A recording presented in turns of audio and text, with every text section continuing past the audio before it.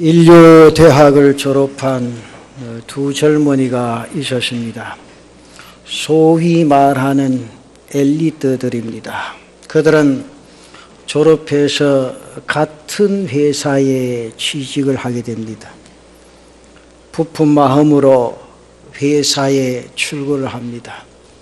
그런데 뜻밖에도 그들에게 주어진 첫 번째 임무는 백화점 내에 있는 엘리베이터 안에서 손님들을 안내하는 일이었습니다.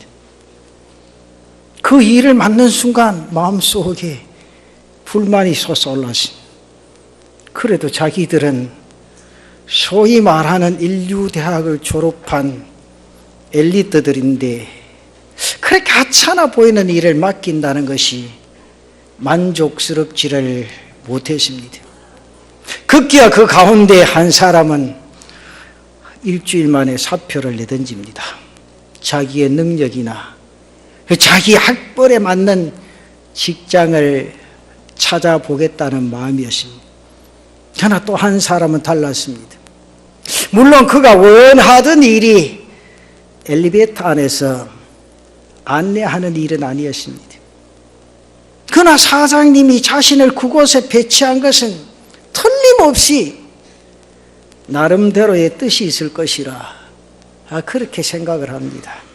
그래서 그는 일단 출근해서 엘리베이터 안에서 안내를 하면서 자신에게 맡겨진 일의 임무에 최선을 다하기로 다짐을 합니다. 그 엘리베이터 안에서 손님들을 안내하는 가운데 자연스럽게 백화점 안에 있는 손님들의 이야기를 귀담아 들을 수밖에 없습니다. 그러면서 그는 손님들이 백화점에 대해서 무엇을 요구하고 있는가? 이 백화점에 드나드는 손님들의 취향이 무엇인가? 또 이곳에 드나드는 손님들이 상품을 무엇을 원하는가? 파악하기 시작했습니다. 그것을 매일 일목요연하게 정리를 합니다. 그리고는 아침에 회의가 있을 때마다 윗사람에게 그대로 보고를 했습니다. 그때마다 그의 보고를 많은 사람들이 눈여겨보고 그의 보고가 받아들여졌습니다. 그래서 백화점은 손님의 기호에 점점 맞출 수가 있었고 또 그것에 따라서 백화점의 매상도 매일 달라지게 좋아졌습니다. 그는 회사에서 인정을 받게 되고 승진에 승진을 거듭합니다. 그러면서 나중에 그 백화점의 최고 경영자의 자리에까지 오르게 됩니다. 물론 그에게 처음 주어졌던 일은 누가 봐도 하찮은 일이었습니다. 그러나 그는 사장님의 깊은 배려를 생각하면서 자신에게 맡겨진 일에 최선을 다했습니다. 그래서 끝내는 인생의 아름다운 열매를 맺게 된 겁니다. 우리가 세상을 살아가다 보면 험한 인생길을 걸어갈 때가 있습니다. 때로는 광야와 같은 험한 인생길을 걸어갈 때가 있습니다.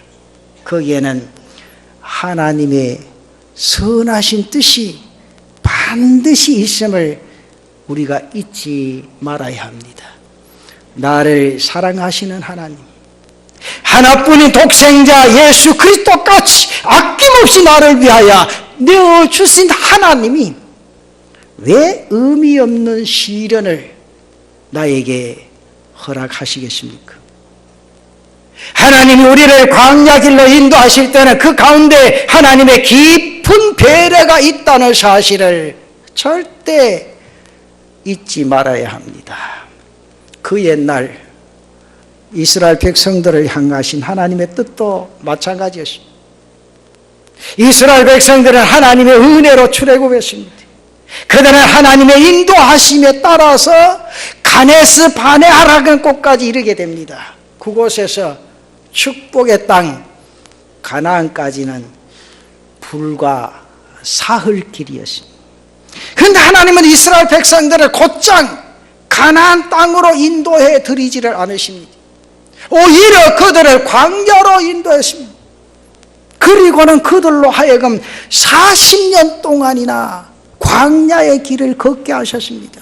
사랑하는 성도 여러분, 왜 하나님이 택하신 백성들을 곧장 가나안 땅으로 인도하지 아니하시고 광야의 길, 그것도 1년 2년이 아니고 40년 동안이나 걷게 하셨느냐 그 말이지.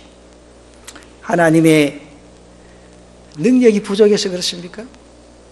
아니지요. 하나님은 전능하신 하나님이십니다. 전능하신 하나님에게 능치 못할 일이 무엇이 있겠습니까? 그러면 왜 하나님께서 이스라엘 백성들을 광야로 보내셨는가? 그들이 갑자기 싫어서입니까? 하나님이 그들을 택하신 것을 이제는 실증나게 여기셔서 그렇게 하셨습니까? 물론 이스라엘 백성들이 가데스 바네아에서 하나님의 뜻을 거역하고 불신앙의 모습을 보여주었던 것은 사실입니다. 12명이 정탐꾼을 뽑아서 40일 동안 가나안 땅을 두루 탐지하고 돌아왔습니다. 근데 여호수아와 갈렙 이 두 사람을 제외하고서 나머지 10사람 아주 부정적인 보고를 쏟아놓습니다. 그 결과 하나님은 그들이 가나안 땅을 탐지한 40일을 하루에 1년으로 계산했어요. 40년 동안 이스라엘 백성들로 하여금 광야의 길을 걷게 하셨습니다. 그렇다고 해서 하나님이 이스라엘 백성들을 미워하시고 그들을 일부러 괴롭게 하신 것 절대로 아니죠. 예레미야 에가서 3장 33절에 보면 분명히 이런 말씀이 있습니다. 주께서 인생으로 고생하게 하시고 근심하게 하심은 본심이 아니시로다. 우리가 고생하는 것은 하나님의 본심이 아니시라. 하나님의 본심은 따로 있었습니다. 그것이 무엇인가 살펴보면 오늘 8장 5절에 이렇게 말씀하지요. 너는 사람이 그 아들을 징계한 같이 내 하나님 여호와께서 너를 징계하시는 줄 마음에 생각하고. 하나님은 이스라엘 백성들을 징계하신 겁니다. 그들로 하여금 좀 더 성숙한 하나님의 백성으로 만드시기 위해서 하나님께서 광야에서 그들을 훈련시키시고 연단시키셨다. 넘어가서 16절에 보면 이렇게 말합니다. 내 조상들도 알지 못하던 만나를 광야에서 내게 먹이셨나니 이는 다 너를 낮추시며 너를 시험하사 마침내 내게 복을 주려 하심이었느니라. 마침내 하나님이 택하신 백성들로 하여금 복을 주시기 위해서 그들을 광야길로 인도하셨다. 오늘의 말씀을 통해서 왜 하나님께서 때로는 우리를 힘든 광야의 길로 인도하시는가, 그 이유를 깨닫고 주님만 바라보고 금년을 마감하고 주님을 바라보고 새해를 출발할 수 있는 사랑하는 성도들 되시기를 바랍니다. 그 첫째는 하나님은 이스라엘 백성들을 낮추시기 위해서 그들을 광야로 인도하셨다. 오늘 2절 말씀에 보면 그렇게 말합니다. 내 하나님 여호와께서 이 40년 동안에 내게 광야 길을 걷게 하신 것을 기억하라. 이는 너를 낮추시며 너를 시험하사 내 마음이 어떠한지 그 명령을 지키는지 지키지 않는지 알려 하심이라. 그러면서 16절 말씀에 같은 내용이 있죠. 내 조상들도 알지 못하던 만나를 광야에서 내게 먹이시나요. 그 다음 이는 다 너를 낮추시며 너를 시험하사 마침내 내게 복을 주려 하심이야. 하나님은 택하신 백성이 이 땅 위에 인생의 삶을 살아갈 때 절대로 원치 않는 게 하나 있습니다. 그게 뭔가 하니까 교만을 원치 않으신다. 겸손하기를 원하신다. 겸손하이소.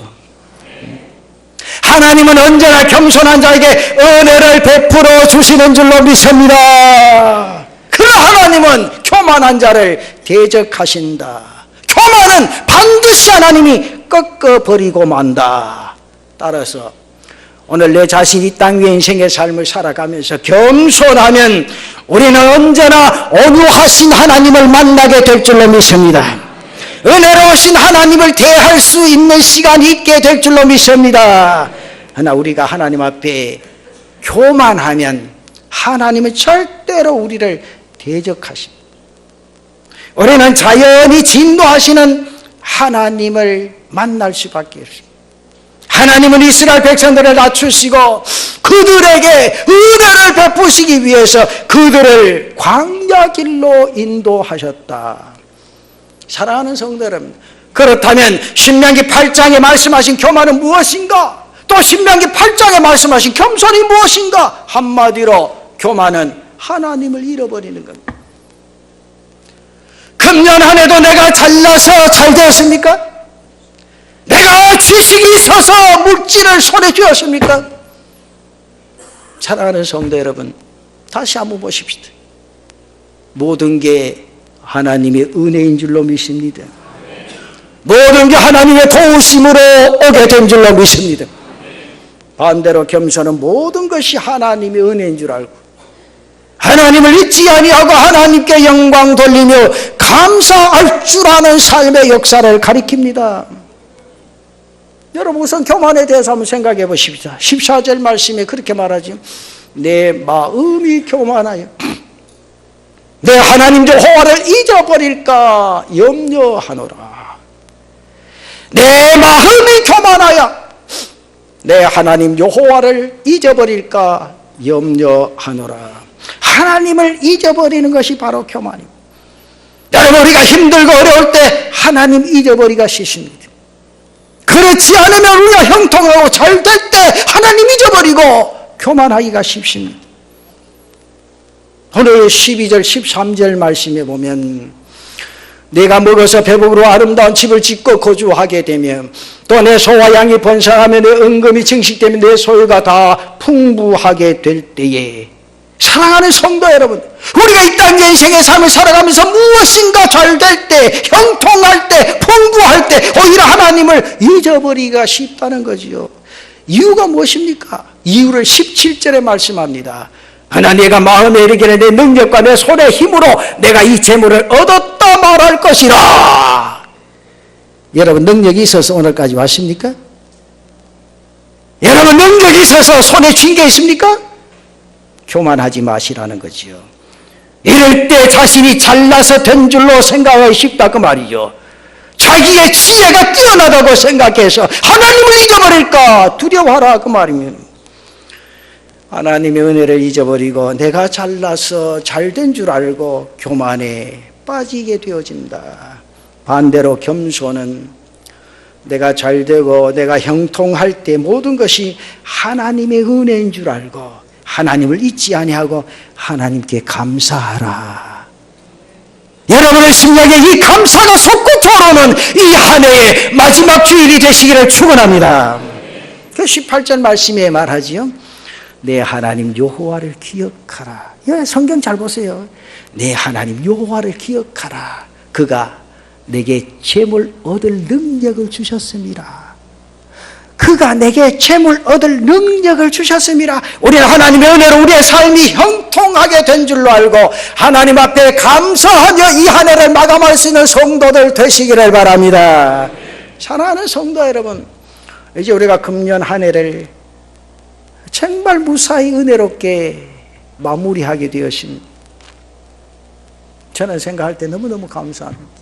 금년도 건강하게 지켜주시고 강단 빠지지 않고 지킬 수 있는 은혜 주시고 교회를 바라보면 모든 일들을 하나님이 시작해 하시고 하나님이 감당케 하시는 그 은혜 생각하면 첫째는 하나님의 도우심이 하나님 은혜입니다. 그러면서 성도들을 바라볼 때마다 참 감사하다. 추우나 더우나 제단에 엎드려 기도하고 내 가진 것 없지만 하나님 도와주시옵소서. 그 눈물의 기도가 하나님 들으시고 이런 아름다운 역사를 이룰 수 있게 해주셨다. 얼마나 감사한지 모릅니다. 여러분 형통하셨습니까? 절대로 내가 잘나서 그런 것 아닙니다. 우리는 모든 것이 하나님의 은혜인 줄 알고 하나님을 기억하고 하나님께 감사할 줄 아는 성도들 되시기를 축원합니다. 우리에게 있어서 형통은 감사의 조건이 되어야지, 그것이 나도 모르게 교만의 원인이 되어서는 절대로 안 됩니다. 차라리 가난했더라면 겸손했을 텐데 내가 잘 살아서 부유하게 되어서 교만에 빠져버리는 사람들이 있습니다. 아주 불행한 사람들입니다. 왜 하나님이 우리의 교만을 그토록 싫어하십니까? 다른 죄는 하나님 앞에서 벌벌 떨면서 다 달아납니다. 그런데 교만 죄만큼은 그렇지 않습니다. 하나님을 대적하는 것이 교만죄라 그 말입니다. 성경에 보십시오. 애굽왕 바로가 그러했습니다. 여호와가 누구간데, 그러면서 그는 하나님을 대적했습니다. 그것이 바로 교만죄라. 아기 예수를 죽이려고 했던 헤롯 임금이 그러했습니다. 바벨론의 왕들이 다 그러했습니다. 대제사장들이나 서기관들이나 바리새인들이 교만해서 예수 그리스도를 십자가에 못 박아 버리지 않으셨느냐 그 말이죠. 그래서 다른 죄는 하나님이 손가락으로 다루시지만 교만 죄만큼은 발소매를 걷어붙이고 철저하게 다루신다. 그만큼 하나님은 교만을 철저하게 심판하시고 만다 그 말이죠. 사랑하는 성도 여러분, 우리는 하나님 앞에서 스스로 겸손함을 나타낼 수 있는 우리 성도들 되시기를 바랍니다. 그렇지 않으면 우리는 하나님이 우리를 억지로 겸손케 하고, 그 방법이 무엇이? 바로 성경에 광야로 인도하신다. 오늘 본문의 말씀을 기록한 모세도 그러했습니다. 그가 애굽의 공중에서 40년 동안 불편한 것이 무엇이 있었겠습니까? 그는 하나님을 잊고 지냈습니다. 그러면서 혈기와 자만심이 가득 차 있었습니다. 그와 같은 모세를 하나님은 미디안 광야로 내보내십니다. 40년 동안 미디안 광야에 살면서 그는 철저하게 낮아집니다. 하나님이 모세를 낮추시게 됩니다. 그 성경에 보세요. 그가 겸손하게 되니까 비로소 하나님은 그를 부르십니다. 그리고 나서 하나님은 그를 이스라엘의 위대한 종으로 사용해 주십니다. 사랑하는 성도 여러분, 금년 한 해를 보내면서 내가 잘나서 이날 이 시간에 살아왔다고 생각하지 마십시다. 모든 것이 하나님의 사랑이요 하나님의 은혜인 줄 믿으시기를 바랍니다. 그런 거로 하나님을 기억하면서 하나님께 감사드리고 하나님께 영광 돌릴 수 있는 제단의 성도들 되시기를 바랍니다. 그 두 번째로 하나님은 이스라엘 백성들의 순종 여부를 시험하시기 위해서 그들을 광야로 인도하셨습니다. 하나님은 이스라엘 백성들이 하나님의 명령에 순종하는가 하지 않는가 그것을 알아보시기 위해서 그들을 광야로 인도하셨다. 2절 하반부에 보면 이렇게 말합니다. 이는 너를 낮추시며 너를 시험하사 내 마음이 어떠한지 그 명령을 지키는지 지키지 않는지 알려 하심이라. 때때로 하나님은 택하신 백성을 시험하신다. 그 옛날 하나님은 아브라함을 시험하셨습니다. 그에게 나타나셔서 그의 아들 이삭을 하나님께 번제로 드리라 명하십니다. 아브라함은 하나님의 말씀에 그대로 순종했습니다. 만일 아브라함에게 그러한 시험이 없었다면 그가 하나님을 그토록 사랑하는지 우리가 어떻게 알 수가 있겠습니까? 하나님의 명령에 순종한 아브라함은 여호와 이레의 복을 받으신 줄로 믿습니다. 여러분, 여호와 이레의 축복을 받기를 원한다면 하나님이 내게 무슨 직분을 주시는지 예하고 순종할 때 이런 축복의 역사가 일어나게 될 줄로 믿습니다. 또한 하나님은 욥에게도 그렇게 시험하셨습니다. 2번씩이나 견디기 어려운 시련을 그에게 허락하셨습니다. 욥은 극심한 시련 속에서도 끝까지 인내하면서 자기의 믿음을 잘 지켰습니다. 만일 욥에게 그러한 시험이 없었다면 오늘 우리가 그의 믿음을 얼마나 순수한지 그것을 어떻게 발견하고 어떻게 느낄 수가 있겠습니까? 욥이 시험을 잘 견디고 이겨냄으로 말미암아 하나님은 욥에게 허락하셨던 모든 공경을 돌이키시고 그에게 갑절의 축복을 허락해 주신 줄로 믿습니다. 마찬가지로 하나님은 이스라엘 백성들을 시험하시기 위해서 그들을 광야길로 인도하셨다. 사랑하는 남부민 중앙재단 성도 여러분, 지금 힘든 광야길을 걷고 계시는 분 계십니까? 하나님이 우리를 시험하시고 계시는 겁니다. 하나님을 향한 나의 사랑, 하나님을 향한 나의 믿음이 얼마나 순수하고 진실한가, 그것을 알아보시기 위해서 하나님은 지금 우리를 시험하고 계신다. 그럴수록 하나님의 명령에 절대적으로 순종하는 제단의 성도들 되시기를 바랍니다. 나라의 살림이 많이 어렵다 그러죠. 이건 우리나라뿐만 아니고 세계적인 경제 침체입니다. 많은 사람 힘들다, 못 살겠다, 죽겠다. 죽겠다 그러는데도 금년에 성탄절에 외국에 빠져나간 사람 숫자가 제일 많다 그랬지. 죽겠다 그러면서 비행기는 그렇게 타고 싶은가 봐요. 그래요. 내 환경이 좋아지고 물질이 풍부한데도 내 가슴 속에는 탄식의 소리만 흘러나온다. 이건 성도가 나타낼 표현이 아니죠. 오늘 이 나라가 이렇게 잘 살고 내가 굶지 아니하고 먹고 남을 수 있도록 주신 그 하나님 생각하면 그저 감사하죠. 그 은혜가 여러분의 가슴 속에 솟구치는 이 한 해의 마지막에 은혜가 있으시기를 바랍니다. 오늘 본문 1절 말씀에 보면 이렇게 말합니다. 내가 오늘 명하는 모든 명령을 너희는 지켜 행하라. 그리하면 너희가 살고. 여러분 잘 보세요. 내가 오늘 명하는 모든 명령을 너희는 지켜 행하라. 그리하면 너희가 살고. 그 다음 뭡니까? 번성하고 여호와께서 너희의 조상들의 맹세하신 땅에 들어가서 그것을 차지하리라. 우리가 하나님의 말씀에 순종하면 사는 역사가 있게 될 줄로 믿습니다. 번성하는 축복이 나타나게 될 줄로 믿습니다. 축복의 땅이 여러분 눈앞에 활짝 열리는 은혜가 있을 줄로 믿습니다. 이 은혜가 있다는 사실이죠. 얼마나 감사합니까? 여러분, 베드로가 고기 잡는 어부 아니에요. 고기 잡는다는 박사 아니에요. 우리 교회에 집사님 몇 분 계시는데 고기는 언제 잡아야 되는가 그 시간 맞춰 딱 가잖아요. 조금만 늦어도 안 되는데 나는 그거 몰랐는데 좀 이렇게 편하게 좀 쉬고 가지. 목사님 그런 게 아니에요. 시간을 딱 맞춰서 가야 고기를 제대로 잡는데. 그렇잖아요. 베드로 고기 잡는 박사 아니에요. 그럼 저는 그렇게 생각합니다. 이 성경을 읽으면서 베드로는 대학에 무슨 과 출신이요? 수산대학 수산과 출신이야. 예수님 무슨 과 출신이야? 우리의 수산과 출신도 장로님이나 집사님 많이 계신. 예수님 무슨 과 출신이요? 잘 모르겠어요. 예수님 뭐 했죠? 아버지가 뭐 했죠? 뭐인지 모릅니까? 찐빵 팔았습니까? 지금 대학교로 말하면 토목과 출신 아니에요. 그렇잖아요? 그게 두 사람이 생각해보세요. 비슷합니까? 틀립니까? 극과 극이요. 극과 극 아니에요? 근데도 베드로에게 야 지금 가서 던져봐라. 여러분 같은 뭐겠어요? 우리 집사님 김 집사님 어디 가셨나? 내가 그럼 뭐라 하겠어요? 목사가 살짝 갔는 것 같다.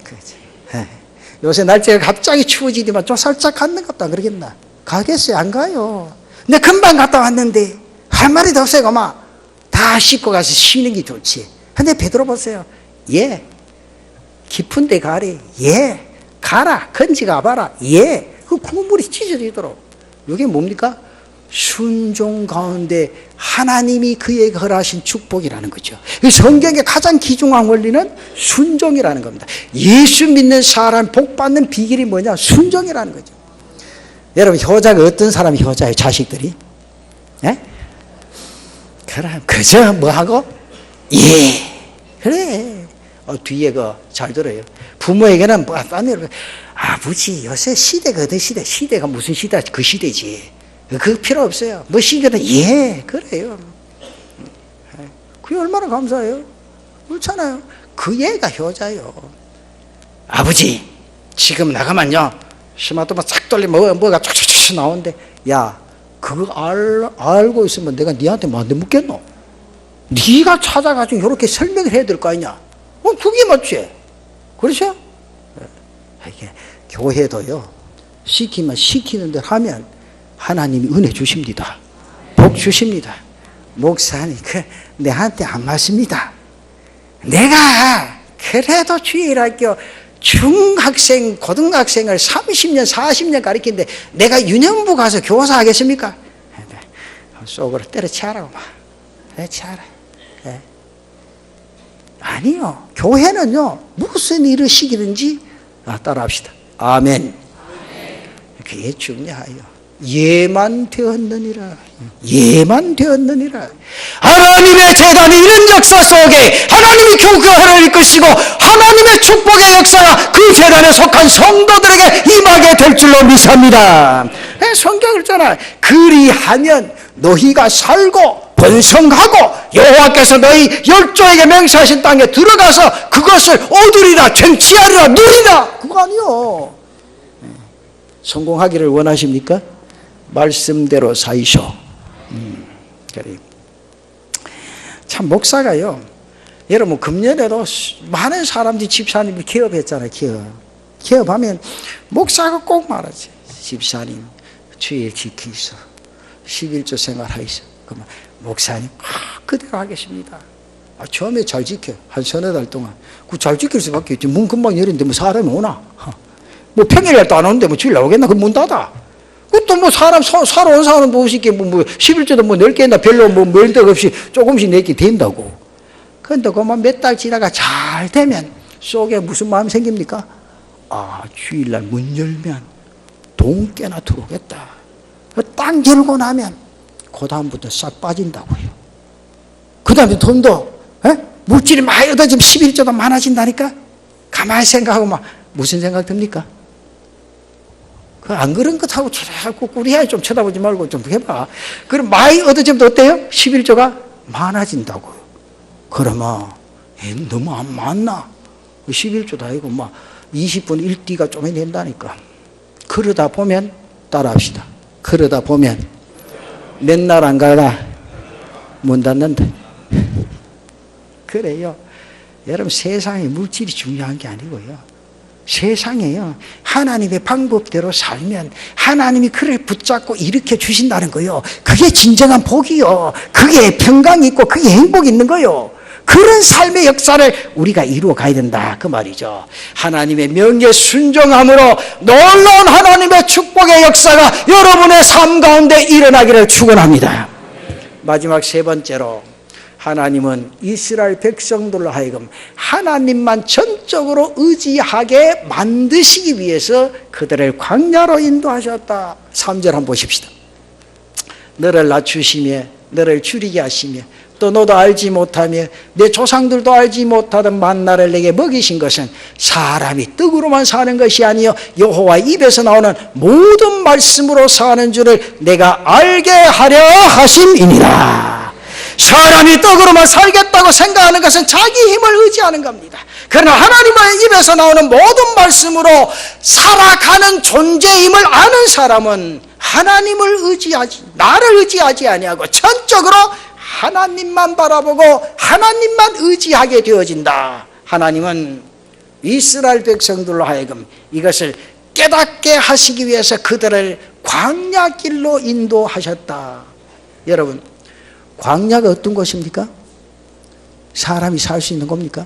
여러분, 광야에 가보셨어요? 네? 안 가보셨어요?